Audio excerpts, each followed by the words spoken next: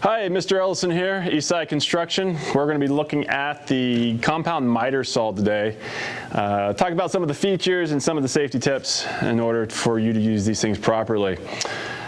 This machine is used to cut a straight cut across a piece of wood. It doesn't matter really how long it is if you don't have the space for it, but it allows us to cut this piece of wood down to the length that we so desire. One of the keys to the type of wood that you can cut is you got to make sure it lays flat. If you can see with this board, there is a cup in it that makes it wobble. This would be a dangerous board to cut on our compound miter saw because it's not going to sit squarely against our fence. Which brings me to the different features of our saw. When you come to the saw, it will look like this, potentially. It might also look like this, right? The way to adjust where it is with a locking pin right here. If you just try to pull on it, it's going to be stuck. And you're going to say, oh, that's not it. It must be something else. But it's not. What you have to do first is slightly push down on the saw, and then it very easily will come out. All right, so it's a common mistake students make. It's locked, something's wrong, it won't come out. You never need to force anything, just very calmly slide it out, comes up. You'll see we have a blade guard here. That should always come down. If it doesn't for some reason, make sure you go talk to your instructor. We also have some other features here on this particular saw. We are able to adjust the angle of our cut based on where we slide this table. Couple things about this particular saw. You'll see it will lock into place at certain angles, and these angles are important to us for some reason, which we'll talk about in the future. But it has a button on the end of the adjustment, right, that allows you to slide this to the desired angle, right? Also has a lock that pushes down. Now, if this lock is applied, you're not going to be able to move that table, right? So the lock has to be up, the button has to be pushed in order for you to change the angle of your cut, right? For the most part, we are going to be cutting at 0 angle, a nice square cut, and we'll lock it into place. Right. The other thing that this saw can do is it can... Mr. Ellison, what do we call that thing you were just telling us about? The table lock, the We're going to call it, what did we say? We said the miter angle lock. The miter angle lock, okay. Yes, miter angle lock. This is our miter angle. This is what's going to lock it in place. Next we have is, this is a radial arm. It can be adjusted. There is a small lock on the back right here that allows you to extend this arm for making larger cuts. All right. When this lock is applied, again, no force necessary, very gentle, it locks it into place and I can't move it. Unlock it, going counterclockwise, and I have a free flow. Typically, you're not going to want that unlocked, right? If you're just making small cuts, the blade is big enough for you to make the cut you want. However, if you're looking at a piece of wood, maybe that would not be cut entirely by just one chop of the wood, well, then in this case, you would undo your lock, and now you would have access to the whole thing.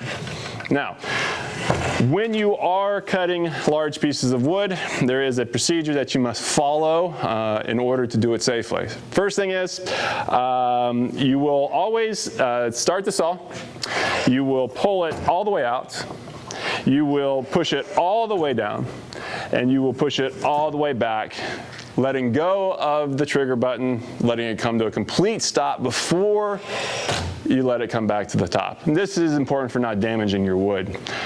But for the most part, when you are cutting smaller pieces of wood, like this, you're not going to need that procedure, and our saw can be locked in place.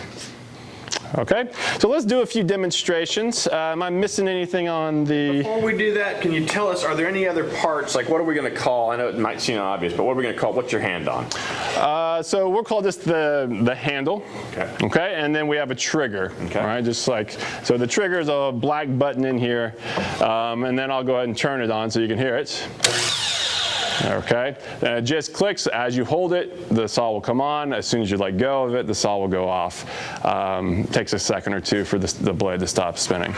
What other things? Show them the light. So yes, the light is, where is light? Here it is on the handle. All right, so when you want a little extra visibility on your wood, this has a light that comes on. And what's nice about this is as well is that, I'll put a piece of wood down so you can see it. It will actually give you a line of where you're about to cut. All right, so it helps you line things up a little bit. There are some better techniques to make sure you get a perfect cut, but that gives you a good indication of exactly where your cut's going to be. All right, so we have the lights, we have all the locks, we have the angles set where we want them. I think we're ready for a cut? Yeah. All right. All right, so we'll do a small piece first. Now, the safest, the key thing to safety in this case is the table and the fence is what we call the fence here. Any piece of wood must fit flat on the table and square against the fence in order for this to be a safe cut. If you have your piece of wood out away from this fence and you try to cut this, it is going to be very dangerous, both for the machine and for you. Right? So I want it placed firmly against the fence, and you can see it's a nice, strong contact all the way down the edge of my fence. All right? I have a nice flat surface with my table. And in terms of my hand placements, well, I have firm placement there. So again, make sure everything is flat and square. In terms of hand placement, right? You don't want your hands too far away, but for obvious reasons, you don't want your hands too close either. So we have a 6-inch rule. If you notice on these saws, they basically have a circle already in here. So it's basically 6 inches. And you want to keep your hands past the edge of those circles, right? Another good tip for any good carpenter is keep your thumbs in, right? When your thumbs are out, they're going to be exposed. They're going to be easier to have damage to when you are using sharp blades.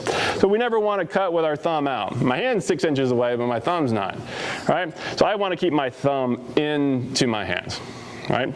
Everything 6 inches away. In this case, it's a short board, so my saw is locked in place. I want to start it up and let it come to a complete power.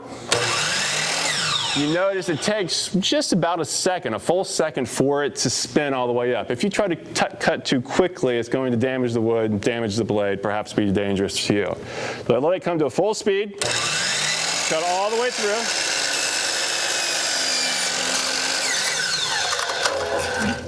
And let it go. Now, one thing you might have noticed there is that there is material stuck down in this wood. This is going to be a very common occurrence, right? So when the saws are being used by lots of people, the little pieces get stuck in here, and so you heard things being kicked up. We want to make sure we do clear that out of the way as best as possible before we make our cuts. But if you notice, when I did do the cut, it was a nice slow motion. I didn't need to move fast. I didn't go too slow. Just push gentle pressure against the wood till it goes through. Anything on the short boards? No? I don't think so. Okay. In terms of the longer board, and this is kind of the procedure we looked at a second ago, this cut is not going to make it all the way through my board. Okay? So what I'm going to have to do, I'm going to have to unlock it with my lock here. Just a quarter turn is fine, and it gives me access to that whole arm. Radial arm. The radial arm. All right, I can pull it out. I'm going to turn it on, let it come to a complete power, and then I'm going to go down and push it back. All right. And then I push back. Again, keeping everything down until it comes to a complete stop, and I'm able to cut my larger piece of wood as well. So these are the key safety features. At the end of the day, end of the period, it's always a good idea to turn the light off, relock the saw in position, and it's ready for the next class. If you did leave some wood on the table, and you could hear some of those small pieces inside that a previous student has not cleaned up, it's good to clean that up as well. Should I ever start the cut with my blade touching my wood? And what happens if I do? So one of the most common mistakes students make is having the board touch the wood. And if you have a certain mark that you're trying to cut, so say I need to cut this much of my wood off, right? They will put their blade down there, which is a great way to size up where you're going to cut, right? But then they will start the saw at this point. And if you do, it doesn't have the power to cut through the wood and will just kick the wood, it will kick the blade, it will damage the saw and be very dangerous for the user. Right? So again, you never bring the saw down, whether it's in this position or in this position, until it's at full power. And you never let go of the saw until it's completely stopped. Right? So if you remember those two things, you're going to do just fine. So full power, all the way down, full stop. All right. I think that covers it. Thank you very much.